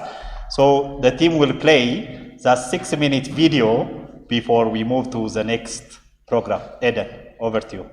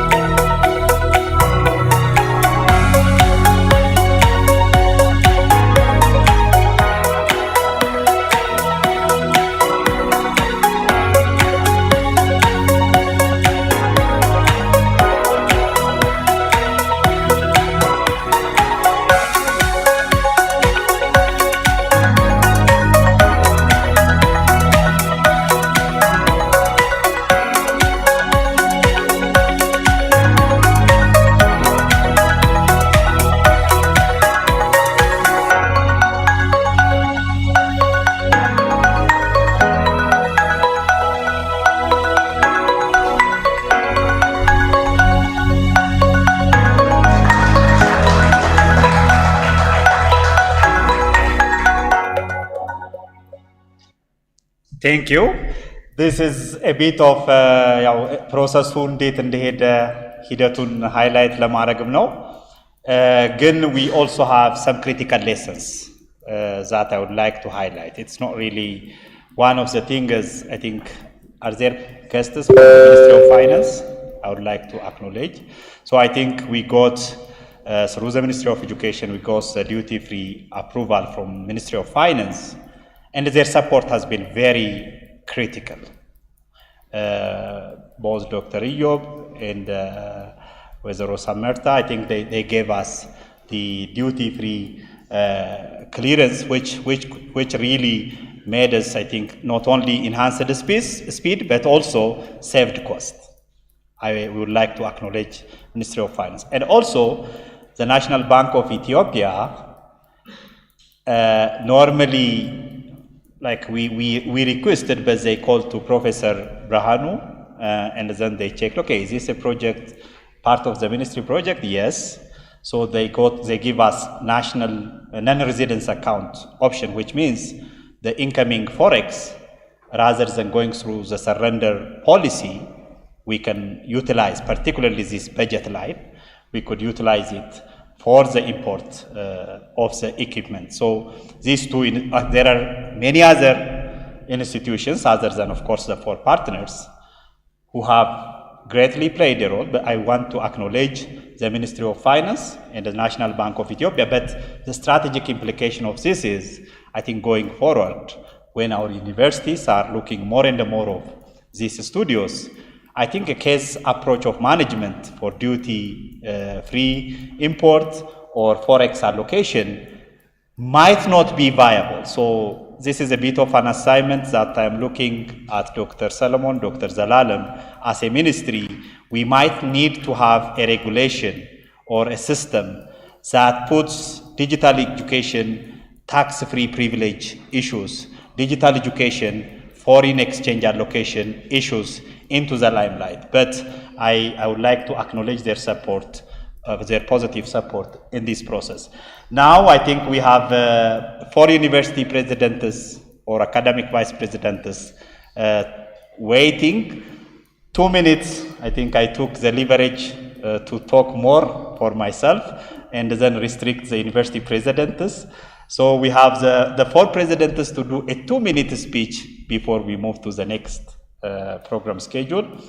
Professor Issei Kabeda from Bahar Dar University will be the first to talk. I believe Professor is with us here, so I have you forward. Prof.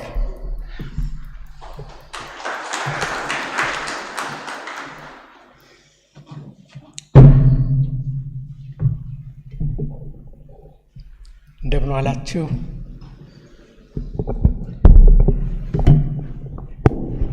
በዚህ ጊዜ በማከብራችሁ ታላላቅ ሰዎች መካከል ቀርቤ ለመናገር እድሉን በማግኘቴ በጣም ደስ ይለኛል። ሜቢ በ2 ደቂቃ ላይ ያልቅልኝ ይችላል፣ ግን በአጭር ጊዜ መጨረስ እሞክራለሁ። ታንክ ዩ ፎር ኢንቫይቲንግ ሚ። ድምፄ ትንሽ ኮርስ ነው፣ ጉንፋን ስላዜን ይቅርታ። So first of all, I would like to say thank you for inviting us to this ISHI Multimedia Launching Program. My name is Issei Kabeda from Bahar Dar University. From Bahar Dar University point of view, we have been trying to strengthen e-learning programs since the last 10 years. Firstly, using just paper style and with some tutorial sessions, then followed by online learning. Firstly, we applied to some departments in the education college using purely online learning management system. That was a small but successful attempt towards online learning. Then during the COVID season, we used that experience and we tried to help our students to offer courses online. That was just a small attempt. But later on, using that strengths, we tried to establish an institute of online learning, which was in fact approved by the Bahar Dar University Senate, I think before 6-7 months. And a delegate from Bahar Dar University, led by the president and myself as a team, visited a university in India dedicated to online learning. By then, that was a really inspiring visit. We saw a multimedia studio that was enlightening, really. But soon, as we were back in office, we tried how to continue the online learning. First, we said we need that kind of multimedia studio. Then we need different expertise. In fact, after looking at that multimedia studio, we were having some kind of frustration. The first frustration comes from budget limitation. The second frustration, even if we had budget, the next frustration comes from our procurement procedures. Then, apart from this, even if we succeed with the procurement procedures, will there be very well experienced contractor to realize that kind of multimedia studio? We're in a dilemma, in fact, we're in a problem. But soon, thanks to Ministry of Education, thanks to MasterCard Foundation, Arizona State University in Saishone, this project relieved our pain. We're happy with that. But unfortunately, as we proceed to some steps in the online learning,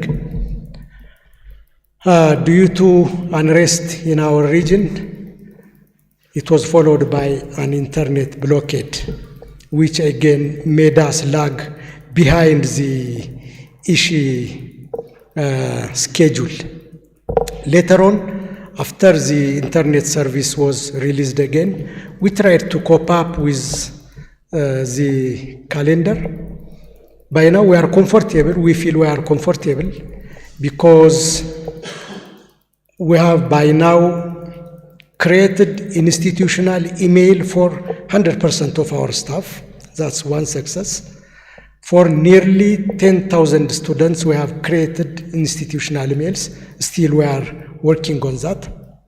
Some 600 plus, in fact, 620 plus staff have been registered for MasterCard, masterclass training. And we expect about 300 trainees to complete their studies soon. So we are, I think, comfortable. Soon, as was reported earlier, our multimedia studio, which we were worried about, is now very nicely completed. So we will look forward to institutionalize e-learning in our institution. In fact, we have some related concerns with this. We do have only one instructional design. I feel we need more. We need more. Currently, we do have only 3 TOTs. We have many staff. We have to support other universities too. So we need more again TOTs to successfully implement. We'll work on the organizational structure, in fact, following the approval by the Ministry of Education. We'll institutionalize it. This project is fundamental for us. I can tell you it was in our strategic plan. It's in our annual plan. This is a plus, a great plus, in fact. Thank you very much. Thank you so much, Professor Se, Bahar Dar University Academic Vice President. I think I have to remove this thing a bit because my comment is longer. So Yokai, I'm looking at you. So, all right. So Next, we have Dr. Uba Ahmed. She is joining us online, president of Dredwa University, to give us a 2-minute university speech. Digital team, can we have Dr. Uba forward?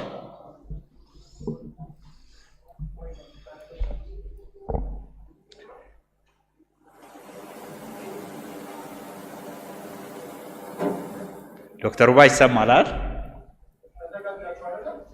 Okay, go ahead.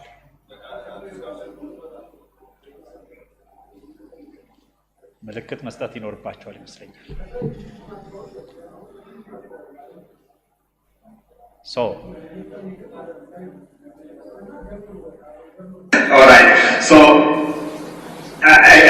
next we have Dr. Uba Ahmed. She is joining us online, president of Dredwa University, to give us a 2-minute university speech. Digital team, can we have Dr. Uba forward?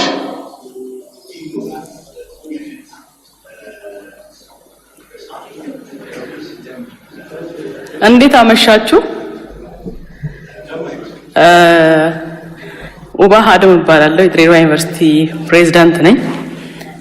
ክቡር ዶክተር ሳሙኤል ክፍሌ የአዲስ አበባ ዩኒቨርሲቲ ተጠባባቂ ፕሬዝዳንት፣ እንዲሁም ክቡር አቶ ሳሙኤል ያለው የማስተር ካርድ ፋውንዴሽን በኢትዮጵያ ካንትሪ ዳይሬክተር፣ ዶክተር ሰለሞን አብርሃ በትምህርት ሚኒስቴር የአስተዳደርና የመሰረተ ልማት ዋና ስራ አስፈጻሚ፣ እንዲሁም እዚህ የተሰበሰባችሁ እንግዶች፣ በዛሬው ዕለት እንደ ሀገር የሚመረቁት መልቲሚዲያ ስቱዲዮ ፕሮግራም ላይ በመገኘቴ በጣም ታላቅ ደስታ ይሰማኛል። ይህ ለድሬዳዋ ዩኒቨርሲቲ ትልቅ ማይልስቶን፣ ትልቅ እምርታ ነው።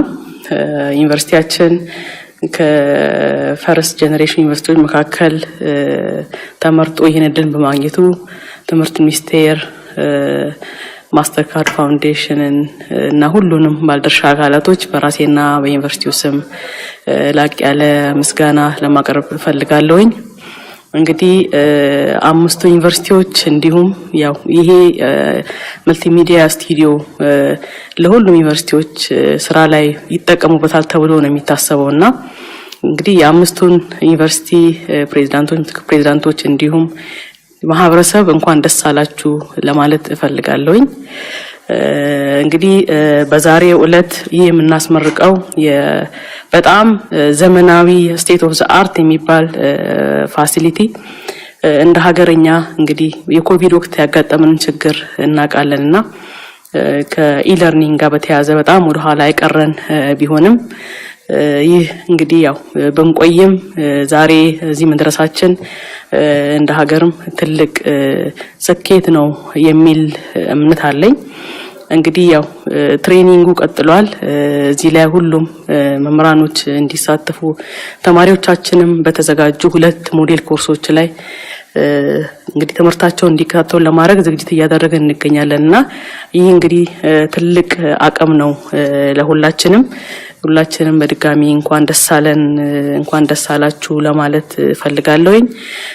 እንግዲህ ይህ ስራ እዚህ እንዲደርስ በጣም ርብርብ ሲደረግ ነበርና ሁሉንም አካላቶች በተለይ ማስተር ካርድ ፋውንዴሽን ይሄን ለዚህ የሚያስፈልገውን በጀት መድቦ ይህ ትልቅ ፋሲሊቲ እንዲገነባ ስላደረገ በጣም ለደግነታቸው በጣም ጀነረስ ናቸው። በጣም የሀገራችን የትምህርት አንድ እርምጃ ወደፊት የሚያራምድ ስራ ስለሰሩ በጣም ላቅ ያለ ምስጋና ይገባቸዋል።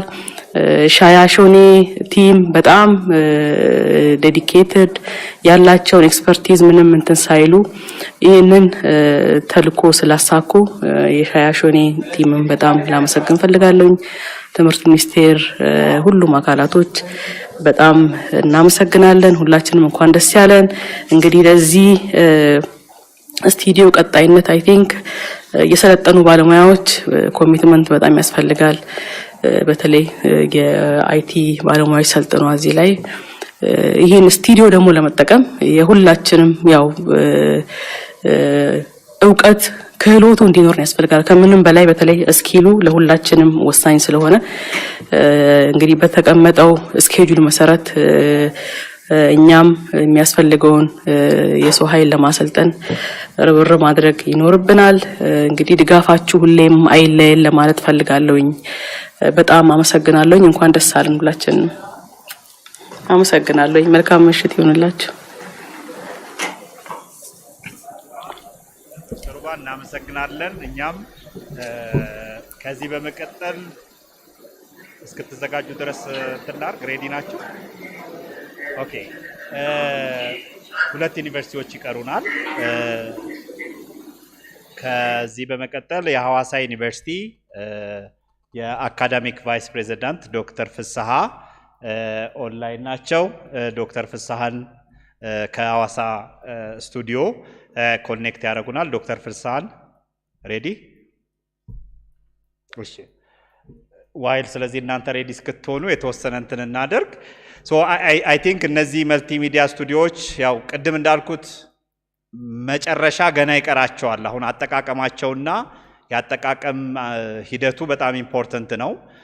አጠቃቀም ሲባል ለሌሎች ዩኒቨርሲቲዎች ሼር ሊደረጉ ነው። እነዚህ ዩኒቨርሲቲዎች ላይ ተገነቡ ማለት የነዚህ ዩኒቨርሲቲዎች ብቻ አገልግሎት ይሰጣሉ ማለት አይደለም እና በክለስተር ሌቭል በምስራቅ ድሬዳዋ፣ በሰሜን ባህር ዳር ኮርስ በሰሜን እንግዲህ ገና መቀሌ ላይ የምንነጋገረው ነገር እንዳለ ሆኖ አትሊስት በሰሜን ምዕራብ ባህር ዳር፣ በምዕራብ ጅማ፣ በደቡብ ሐዋሳ፣ በመካከለኛው ኢትዮጵያ አዲስ አበባ አገልግሎት እንዲሰጡ ታስቦ ነው የተሰሩት ማለት ነው። ይሄንን የአገልግሎት አሰጣጥ ማዕቀፍን በተመለከተ ያው ቲሙ ጋይድላይን ወይንም አክሰስ ሼርድ አክሰስ ሞዴል ጋይድላይን እየሰራ ነው ከትምህርት ሚኒስቴር ቲም ጋር በመተባበር እሱን አም ፍስሐ from Hawassa University academic vice president, distinguished guests, partners from governmental and non-governmental institutions ለማለት ፈልጋለሁኝ። ናቸው በጣም የሀገራችን የትምህርት አንድ እርምጃ የሚያስፈልገውን የሰው ኃይል ለማሰልጠን ርብርብ ማድረግ ይኖርብናል። እንግዲህ ድጋፋችሁ ሁሌም አይለየን ለማለት ፈልጋለሁኝ። በጣም አመሰግናለሁ። እንኳን ደስ አለን ሁላችንም። አመሰግናለሁ። መልካም ምሽት ይሁንላችሁ።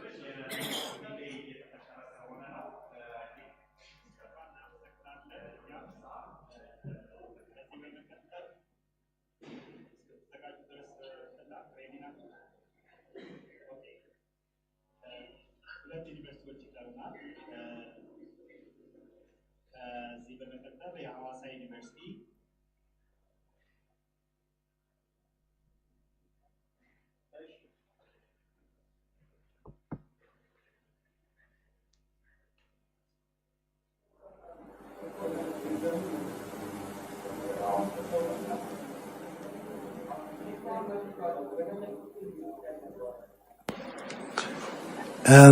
አመሰግናለሁ ያሬድ።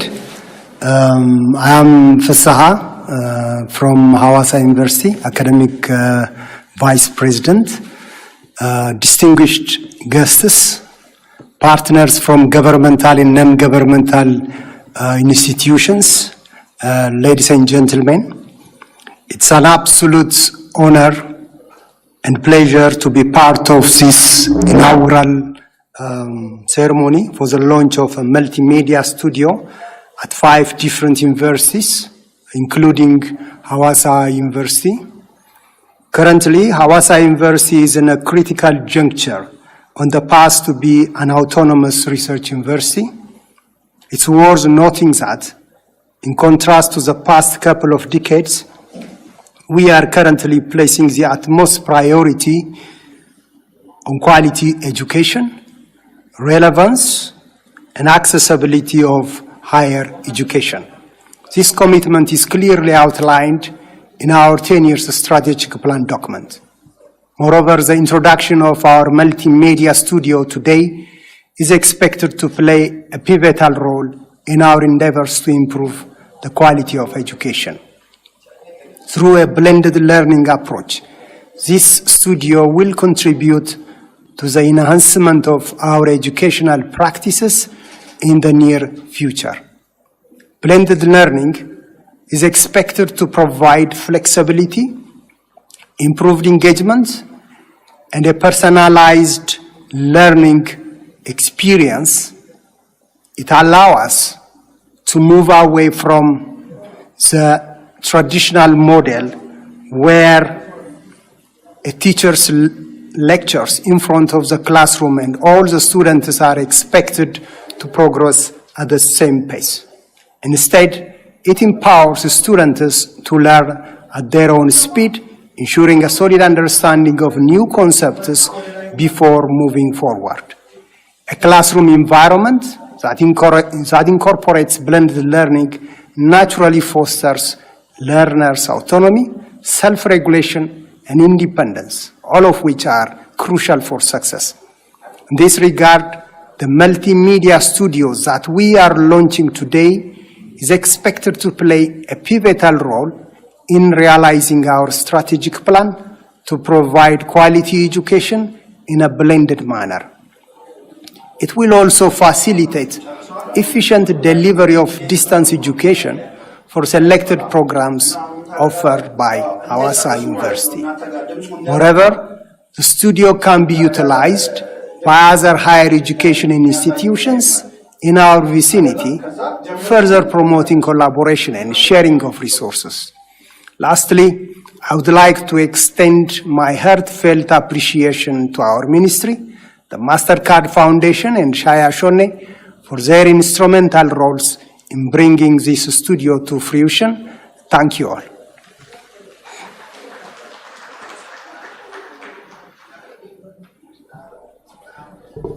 ዶክተር ፍስሐ አካዳሚክ ቫይስ ፕሬዚደንት ኦፍ ሐዋሳ ዩኒቨርሲቲ በጣም እናመሰግናለን። የሚቀጥለው ላስት በት ኖት ሊስት ዶክተር ጀማል አባፊጣ የጅማ ዩኒቨርሲቲ ፕሬዚደንት ከጅማ ዩኒቨርሲቲ ስቱዲዮ የሁለት ደቂቃ ንግግር ያደርጉልናል። ትንሽ የሳውንድ ትራንስሚሽን ዲሌይ ስላለ አንድ 15 ሰከንድ እንጠብቃቸዋለን።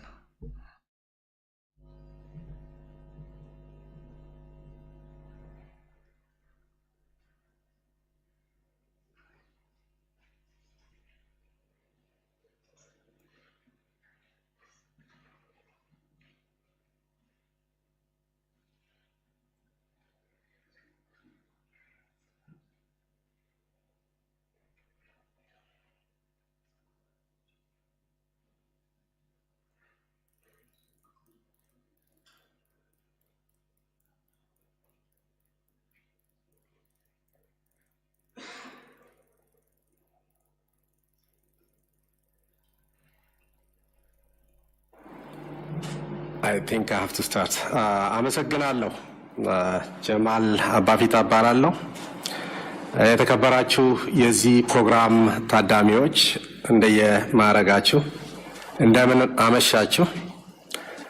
It's an honor to speak to you this evening from Jimma Multimedia Studio. As with all the other 4 universities, e-learning was a key strategy that we have highlighted or indicated in our strategic plan, the current and previous strategic plans. Efforts towards integrating e-learning initiatives in our teaching learning process dates back to 2011-12 when an e-learning unit was established within the ICT Directorate of the university.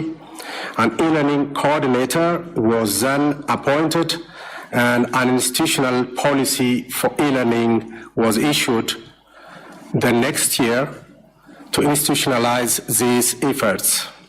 Later in 2019 and 20, the e-learning office was upgraded to directorate level And of course, there were noteworthy achievements, including, for instance, the successful completion of online master's education in health education and implementation of a hybrid HDP, the Higher Diploma Program for academics in the Institute of Health.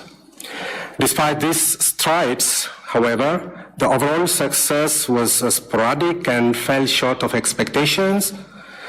And the current ISHI project is therefore a great opportunity to address these existing gaps in our learning ecosystem. To this end, we have strategically synchronized our plans with both the national and institutional initiatives, and as part of the national initiative, 668 academic staff members have been nominated for the master's training, of which 127 have already been certified. Additionally, 21,454 students now possess institutional email access, of which 2,288 are freshman students, which are enjoying the open EDX platform to some extent for the two courses that they are taking. We have succeeded in training 2 certified masterclass trainers, the TOTs, focusing on online facilitation, and 2 other staff members have completed the graduate certificate training, specializing in instructional design. As a result, we are positioned to start the institutional-led masterclass training, registering around 107 staffs, which are forming the first cohort of 80, and the remaining will wait for the second round training. So we are going to launch that training very soon, and in 3 weeks, we go for the second round. To further institutionalize e-learning efforts, we have adopted and validated the national e-learning guidelines we got, and Senate approval is going to be made very soon. However, some aspects of organizational structure for e-learning remain unsettled, and we are counting on Ministry of Education to support us in this regard. We are also poised to launch a new master's program in instructional design and technology, and this is on hold for the time being till the ministry lifts the temporary suspension for opening new programs. We are actively engaged in educational technology initiatives through a NORAD-funded collaborative project. And moreover, we are working on cross-border programs, which makes this studio very useful to as we are planning to offer courses utilizing the new LMS. We believe the new multimedia studio will be of great help in this regard, particularly in producing quality and standardized digital content. It will also help us secure license from ETA for online courses, which we badly need because of these especially cross-border courses, which can be also fully be handled by online courses. It will also help us as a revenue generation mechanism, which is a very key strategy for our autonomy journey. Switching back to Amharic, I would like to thank organizations እንደ ጅማ ዩኒቨርሲቲ በዚህ ፕሮጀክት በመታቀፋችን የሚሰማን ደስታ የላቀ መሆኑን እየገለጽኩ እንደ ተቋም ለጅማ ዩኒቨርሲቲ ብቻ ሳይሆን በእኛ ክለስተር ለሚገኙ ዩኒቨርሲቲዎችም ጭምር እነሱንም በመወከል ባተረፍነው በዚህ ስቱዲዮ በዚህ ስቴት ኦፍ ዘ አርት የሆነ ስቱዲዮ ለሁላችንም በሚጠቅም መልኩ የአሰራር ማዕቀፍ በመዘርጋት ተጠቃሚነታችንን ለማሳደግ ያለንን ቁርጠኝነት ማረጋገጥ እወዳለሁ። ለዚህ ስራ ስኬት ላበረከቱ አካላት በሙሉ በተለይ ለትምህርት ሚኒስቴር፣ ለማስተር ካርድ፣ ለኤኤስዩ፣ ሻይኔ እና ለተቋማችን አካላት በተለይ አይሲቲ፣ ኢለርኒንግ ዳይሬክቶሬት እና ሌሎችም በዚህ ስራ ለተሳተፉ በሙሉ ምስጋናችንን ማቅረብ እፈልጋለሁ። ኮንግራቹሌሽንስ። አመሰግናለሁ። ዩኒቨርሲቲዎችን ጨምሮ እነሱን በመወከል ዶክተር ጀማል አባፊጣ የጅማ ዩኒቨርሲቲ ፕሬዝዳንት በጣም እናመሰግናለን። በሚቀጥለው እንግዲህ ፕሮግራማችንን ሞሮለስ ወደ ማገባደዱ እየሄድን ነው። አንድ ሁለት ነገሮችን ልናገርና ወደ ፋይናል እንሄዳለን። አይ ቲንክ ጥያቄዎችን ኦንላይን እንድትልኳቸው አሁን እዚህ እንነጋገር እንመላለስ ብንል ጊዜውም ስለማይበቃ ኪውአር ኮዱን ተጠቅማችሁ ጥያቄዎች፣ ፊድባኮች፣ ሐሳብ ካላችሁ ኦንላይን ያላችሁት those who are online you can still drop your questions or feedbacks online. Those who are physically here with us, please feel free to use the QR code that we shared to put the questions. Of course, we may not attend them here, but we will duly take them in the process. እሱን ተናረጋለሁ። ከዛ በመቀጠል መዝጊያችን ወደ እዚህ ያለውን ፕሮግራም አሁን ሁለት ክሪቲካል ፕሮግራሞች ናቸው የሚቀሩን። እነሱን ኢንትሮዲዩስ አድርጌ አንደኛው እዚህ ያለው የመዝጊያ ሁላችንም በጋራ የምናከናውነው ይሆንና የሚቀጥለው ተጋባዥ እንግዶች በዶክተር ዘላለም መሪነት እና በዶክተር ሳሙኤል እና በዶክተር ዘላለም መሪነት የአዲስ አበባ ዩኒቨርሲቲን መልቲሚዲያ ስቱዲዮ ተጎበኙልናላችሁ ማለት ነው። ኦንላይን ያላችሁ የአዲስ አበባ ዩኒቨርሲቲ ስቱዲዮ ሲጎበኝ እዛው በዩቲዩብ ፔጅ በኦንላይን መከታተል ስለምትችሉ እዛው ትቆዩናላችሁ።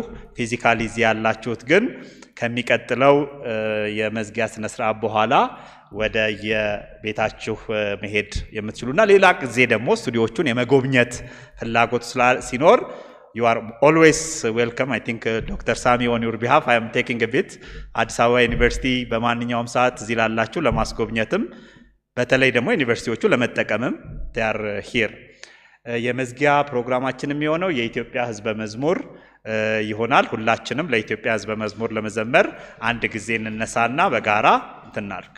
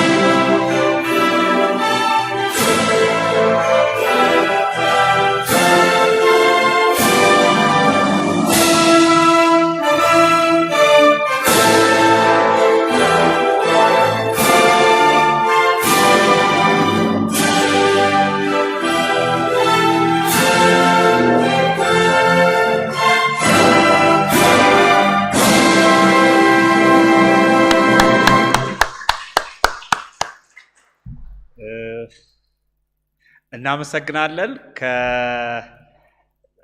ከባስሊዮስ አላዛር እባካችሁ የክብር እንግዶችን ከዶክተር ዘላለም ጋር አድርጋችሁ ወደ አዲስ አበባ ዩኒቨርሲቲ ዲጂታል ስቱዲዮ ውሰዱልን። አዎ ሸትል የሌላችሁ ከክፍለ ሀገር ዩኒቨርሲቲዎች የመጣችሁ ፕሬዝዳንቶች፣ አካዳሚክ ቫይስ ፕሬዝዳንቶች እና ሌሎች እንግዶች ሸትል ውጭ አለ እና ተዘጋጅቷል። ሸትሉን ተጠቅማችሁ ወደ የምታርፉበት ቦታ ድሮፕ ያደርጓችኋል። እዚህ ያለውን ፕሮግራማችንን በዚህ ያጠናቀናል። ስለነበረን ጊዜ በጣም እናመሰግናለን። መልካም ምሽት፣ መልካም አዳር።